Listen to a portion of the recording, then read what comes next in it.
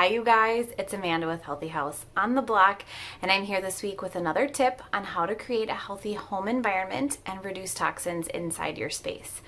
This week we're going to talk about Teflon and specifically PFOAs.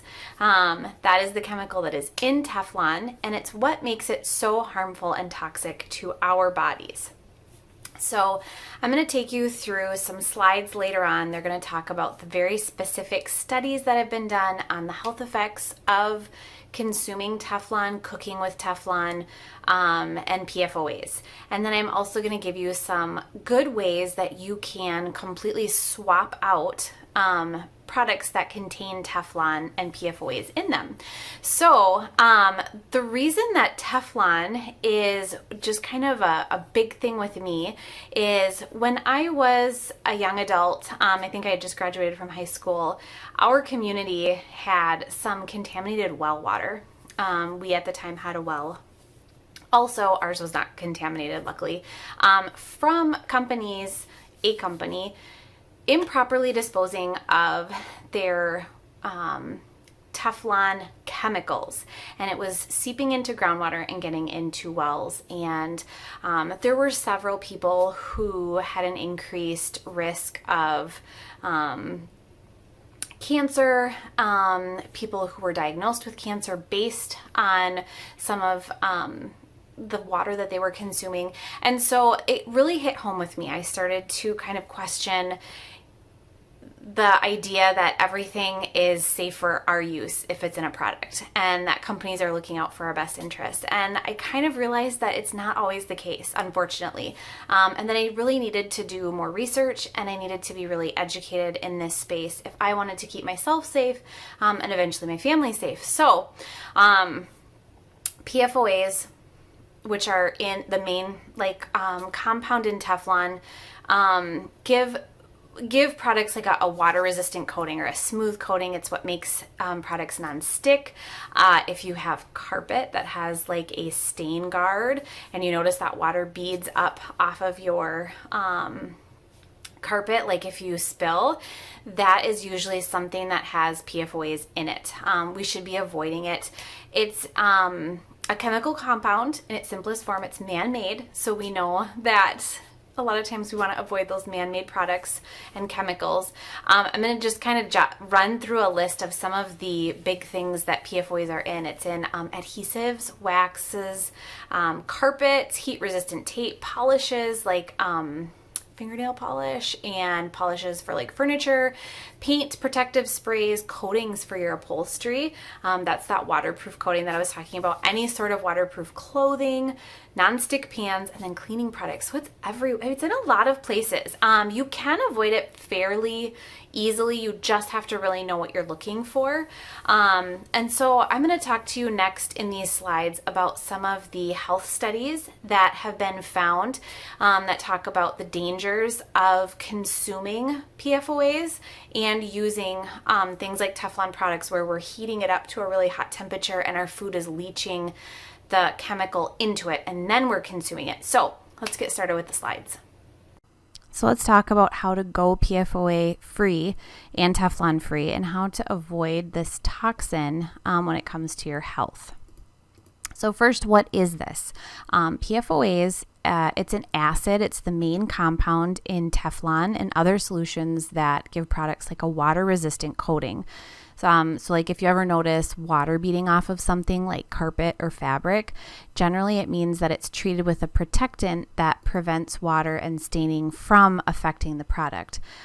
This coating is made primarily with PFOAs. It is an industrial surfactant, chemical compound in its simplest form. It's man-made. A lot of times it enters the environment through industrial wastewater released into rivers and lakes. So here's a quick list of places that it is generally used. Leather, adhesives, waxes, carpet, heat-resistant tape, polishes, paint, protective sprays, coatings for upholstery, waterproof clothing, nonstick pans, and cleaning products. So it's very prevalent in our homes and in our society. So here are some of the big problems when we're talking about PFOAs. It breaks down extremely slowly. So the largest problem with PFOAs and Teflon is that the chemical has an extremely long life, and it's being found that it breaks down extremely slowly. It has had a huge impact on our environment, and the chemical has been used since the 1950s, and human exposure and environmental contamination has actually increased since then, causing large problems within our homes and our environments due to this toxin, through the improper dumping of this chemical, as well as just our everyday use habits, our massive amounts of trash. PFOAs are being found in groundwater, which is not only killing the animals and fish, but it's also infiltrating private wells and drinking sources, and it's staying there for a really long time. And then it also emits more toxins when heated or warmed, which is why Teflon pans are such a big thing that we want to avoid. So then now let's talk about health concerns. Teflon and PFOA chemicals are really problematic to health in several different ways. I mentioned earlier in the video that the chemical does not break down quickly in the environment, and in humans, it has a half-life of 3 years, which is a really long time. This means that PFOAs are not metabolized by the body, and it stays in the body for years, where it builds up and affects various organs. In Minnesota and Ohio, there have been a lot of case studies at length, and in terms of health, the effects of long-term problems with PFOAs, the health risks that they've come up with I'm going to kind of just go through a list, are increased risk of diabetes, decreased immune function and immune disorders, liver toxicity and liver problems, cholesterol changes, thyroid dysfunction, and an increased risk of cancer. So I think the important thing to remember here is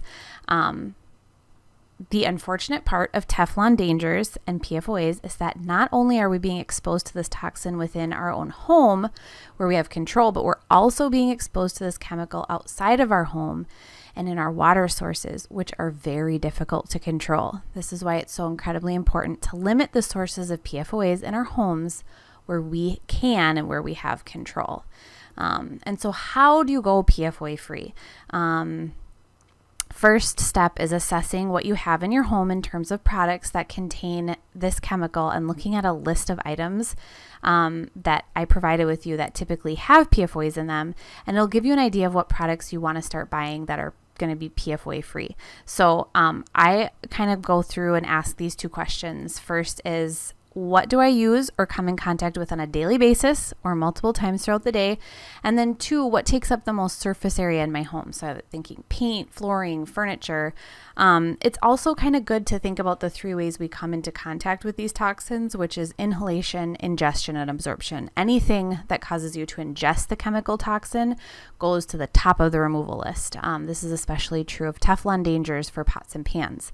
Next, you'd want to look at items that are going to be sitting on your skin for long periods of time. This may include like bedding, waterproof clothing, upholstered furniture, and then finally start paying attention to the dust that may be created by certain materials such as carpet and upholstery foam. This dust can enter our airways and end up being inhaled into our body. And again, it's important to remember that this toxin has a half-life of 3 years, which means every time you come in contact with the chemical, it ends up building up in your system and staying in your body for a really long period of time. So then let's talk about the good stuff, the safe alternatives to PFOAs and Teflon. So going PFOA free doesn't have to be difficult or overwhelming. Make a simple list of items you'd like to eventually get rid of, and then you can start working to find alternatives. I keep my list of toxin-free swaps on my phone. And so then once I have time, or like if it's a bigger purchase, I have more in my budget, I slowly check the items off my list. So pots and pans, we want to stick with stainless steel, cast iron, 100% ceramic. I have links in my blog post this week that will help you find new pots and pans that are not Teflon based. Cleaning products. I've written a lot about cleaning products and how you can go about avoiding a number of toxins, including PFOAs. You can make your own, use the Think Dirty app, use some of my recommendations. Carpet. Carpet is often treated with a protectant to repel liquid and stains, and the repellent often contains PFOAs and can begin to create tiny particles that end up in our HVAC systems and in the dust throughout our homes. So carpets are particularly concerning. And also when you have kids or children, they tend to spend more time on the floor. You can either replace your carpet, put rugs down, however you want to handle it. There's a couple different options. Cosmetics, I use the Think Dirty app for all my cosmetics. It's a great way to just see if your cosmetics have chemicals in them. I think it's important, especially since it goes directly on your skin, and your skin will be absorbing the product all day long. Paint, obviously we want to get a VOC-free paint. It's only necessary to change if you're going to be painting anyways. I don't think you necessarily have to paint over something with a VOC-free paint if you're unsure if it has VOCs or not. And then upholstery. So upholstery and mattresses is this is a huge contributor to PFOAs in your home and other Teflon dangers. Make sure the products that you have in your home contain safe foams and upholstery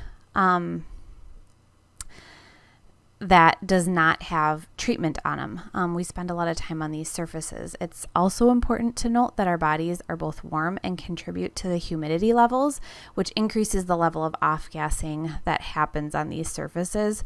So you want to find something that does not have PFOAs in it.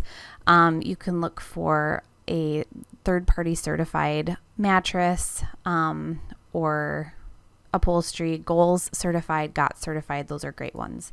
And then organic clothing. Obviously my blog is not really about fashion or clothing, but I do think if you're wearing a lot of waterproof clothing, you should probably reassess. Make sure that your clothing is made of natural fibers and even organic if you can. Keeping a product that contains PFOAs right next to your skin can be extremely harmful to your health, as it's sitting on your body's largest organ for long periods of time.